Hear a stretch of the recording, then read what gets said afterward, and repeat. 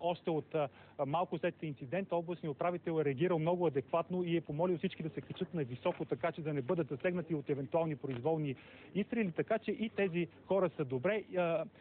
Извода, който може да бъде направен, е, че най-вероятно се е постигнала договореност той да бъде, похитителят да бъде все пак разумен и да не се стига до някаква стрелба. Това е важно и е развитие. Доколкото разбирам...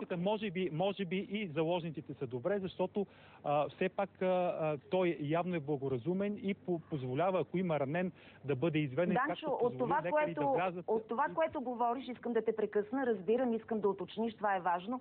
Водят ли се същински преговори с този човек? Психолозите на МВР имат ли вече контакт с него? Това е много важно да поясниш.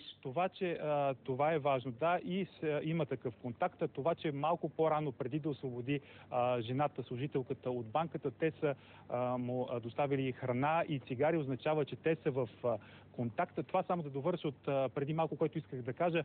Няма линейки, няма активност на линейки в района. Видяхме, че той има отговорност към все пак към хората, позволила на ранения мъж да излезе, което означава, че ако имаше друг ранен, може би ще постъпи по същия начин. Няма линейки. Това означава, че надявам се всички са добре. Аз ти благодаря за това включване. Благодаря ти.